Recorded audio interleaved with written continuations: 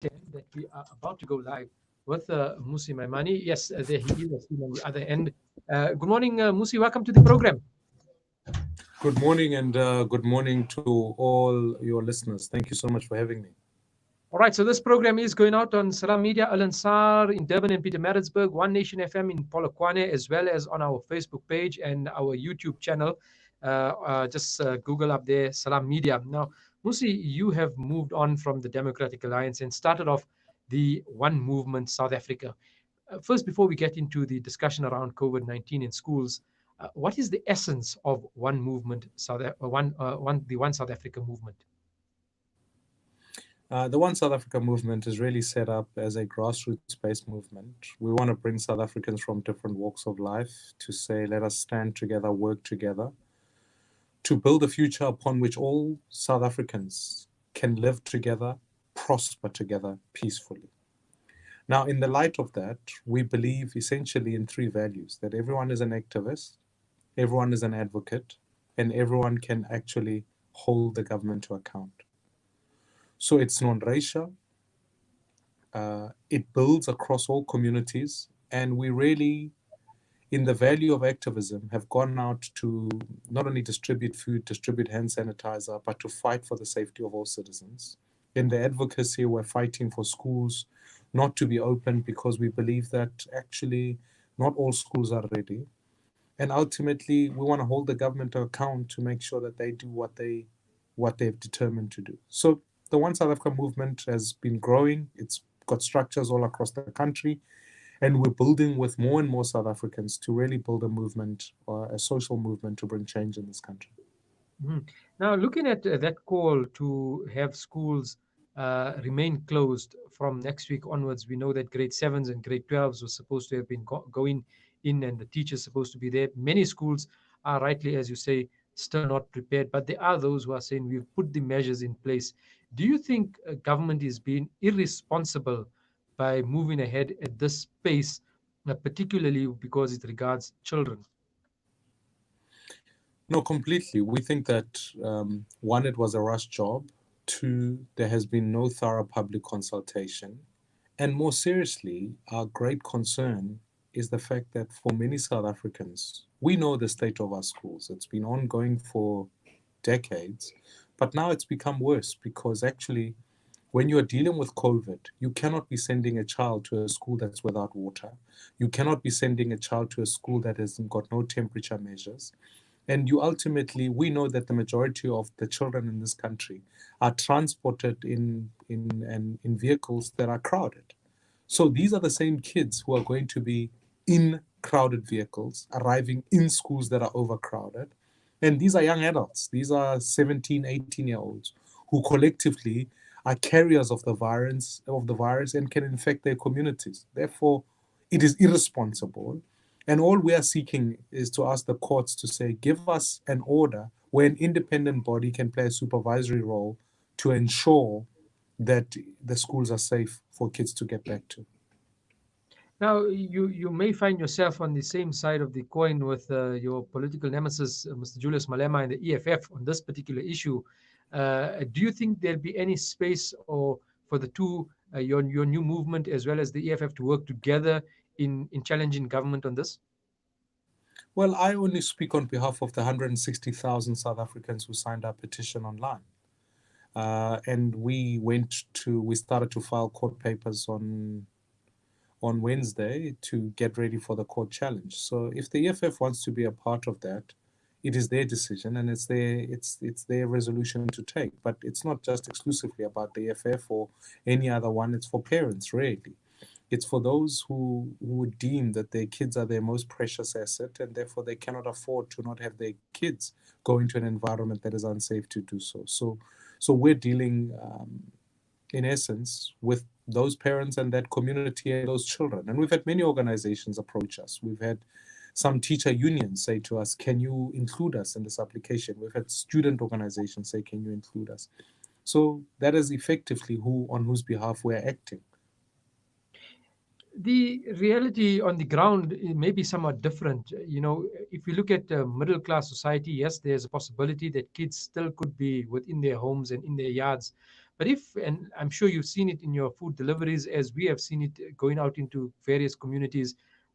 We were in Kliptown just the other day, El Dorado Park, informal settlements like Tembelishle. We are almost on a daily basis there, and literally, kids are on the streets. They're playing in huge groups. There's no masks whatsoever. Very few of them even perhaps have shoes on in this cold weather. Playing in muddy conditions. So, what would be the difference of them going into a school setting as opposed to where they are right now? Because the reality is that in the poorer townships and poorer areas of our country where the majority of the kids are, there is no social distancing, there is no mask, there are no sanitizers. I understand that entirely. It's two wrongs though don't make a right, right?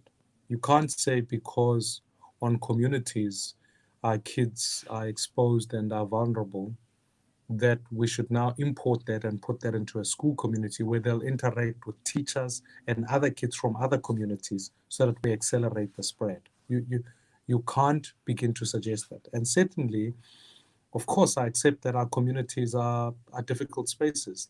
Has been no social distancing, but what we've also seen is that we haven't seen a profound spread of the virus in the same conditions. You put the kids into schools where they'll be interacting with kids from different communities where there could very well have been a spread, or different teachers where there could very well have been an infection rate, then you will accelerate them going back into communities to play in the same conditions in the afternoon and infect more people. So I really do think that whilst I'm sympathetic to the fact that for many kids, school is a place where they can be fed, I'm sympathetic to the fact that for many kids, this is the only place that they can escape their realities from home.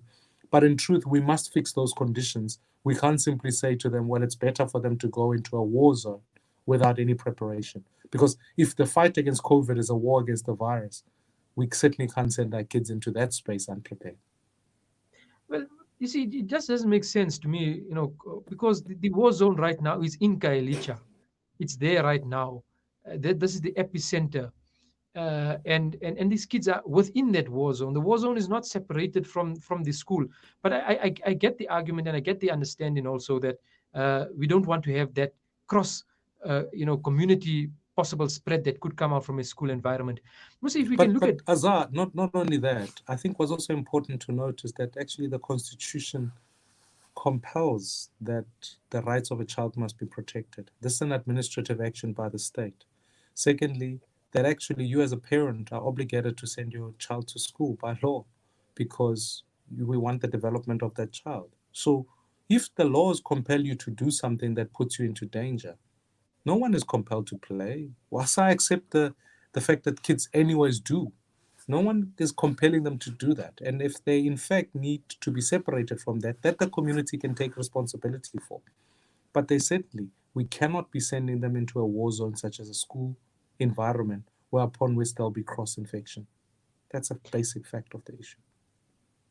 Well, the basic fact is that they are within existing war zones now as we speak. The informal settlement is a war zone. We can't say that it's not a war zone. It's really perhaps even worse than a school setting where you would still have somebody to keep people apart for that period of the day. But I do take the point of the cross, contamination, because people are moving from different areas to one single point and then they take it back. Uh, uh, what about the larger issues that actually form the problem around poverty, housing, sanitation within these communities? What is the new movement, the One South Africa movement, saying about that? To look at the root causes of solving people's problems instead of this Sure. uncertain COVID regulations that says one thing but it Yeah. contradicts another thing there on the other side. Azar, there we are at absolute one because I think more than anything, you are correct in saying the war against COVID is actually a war against poverty. That's what I've been saying. The virus itself will be with us forever, but the most vulnerable are the poor because poor South Absolutely. Africans cannot make choices around what food they eat. They cannot make choices around where they live. And more than anything, it's the same as the education discussion we've just had now. So we've always maintained, and I've written extensively on the subject, that the first starting point must be the fight for decent housing, because there you can start to have a discussion about what self-isolation is and all of those. We should have used this opportunity to spread out housing. But also what housing does is that it puts title and asset ownership to South Africans who are poor. We need to have a thorough conversation about how we ensure that in poor communities, we have, if you like, a different relationship around health access. I've always proposed that at a universal basic healthcare level, at a primary level, all South Africans must be able to gain access to both private and public, so that you can the state acts as an underwriter. Yes, you can retain at a secondary and tertiary level, you have the diversity of private and public, but at a primary level, everyone must gain access to universal healthcare. Thirdly, which is a very crucial dynamic, is that we must be able to recognize how do we enhance the health of all citizens by preventing lifestyle diseases. And those pertain to how do we deal with hunger, because when people are hungry, the choices of food that they eat doesn't always lead them towards a place where they can fight against obesity, lifestyle choices that then arise out of diabetes, etc., etc. So it is important that we have a discussion about healthy lifestyles in communities all across, whether rich or poor, but healthy lifestyles. And that speaks to the issue of even about alcohol. I think that South Africa has got a bad relationship with alcohol.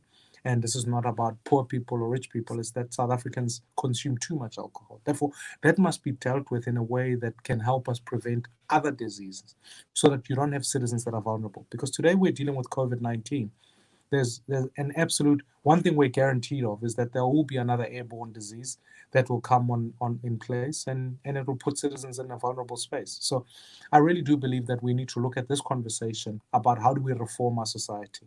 And that's why for me, I'm deeply passionate as leader of One South Africa movement about saying, actually, this is a reset moment. This is an opportunity for us to rethink our future, decide which industries we want. How do we reimagine our communities? How do we ensure that actually more people can live in a way that actually safeguards them from what's other future attacks? And looking at the future of the One South Africa movement, we've got a local election that's just a couple of months, perhaps a year or two away, depending on how this COVID thing pans out. We've got again a national election that will come up sooner or later. Where do you see yourself and the movement moving in terms of formal politics?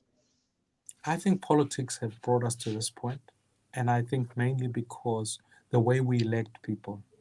You know, we elect people on the basis of parties, and those parties tell us who our representatives are. Those representatives are no longer accountable to anybody.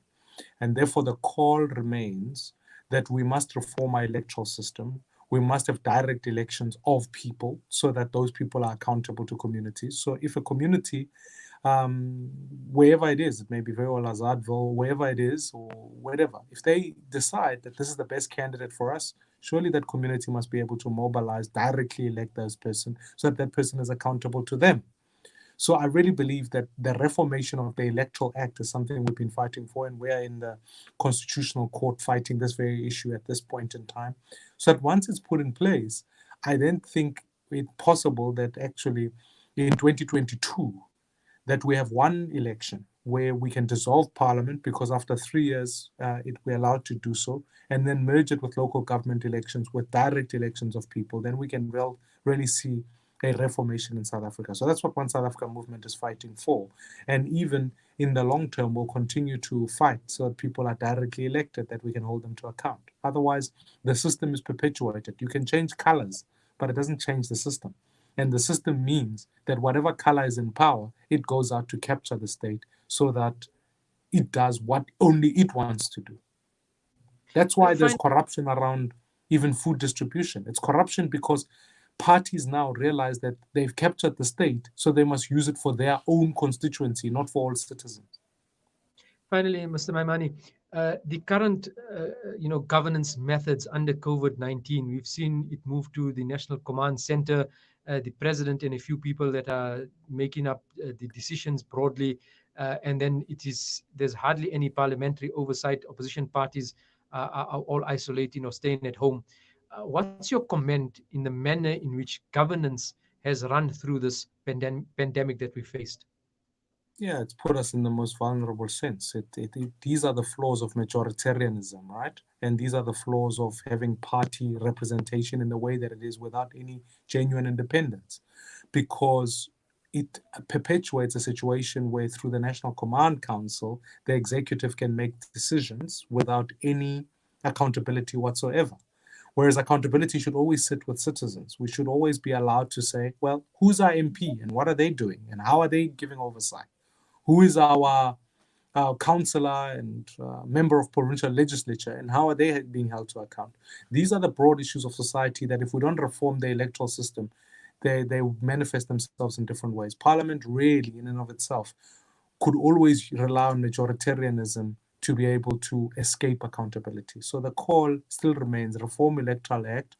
Let's make sure that actually in the interim, we strengthen accountability, that we move, cabinet must account to the people so that they can respond. But I'm afraid politicians and the politics that we're seeing at the moment have gathered together and they make decisions collectively without citizens actually knowing. So when the cops violate your rights, especially in poor communities, or where the cops violate, the soldiers come in and do some things that are illegal, no one has right of recourse because it ends up with the same political system that's captured. Mr. Mmusi Maimane, founder of the One South Africa movement, thank you so much for your time. It's been a wonderful pleasure chatting to you this morning. I hope we can do it again. I look forward to it. Yes, absolutely. Thank you so much. You go well. Goodbye, and Thank hope you. to see you soon.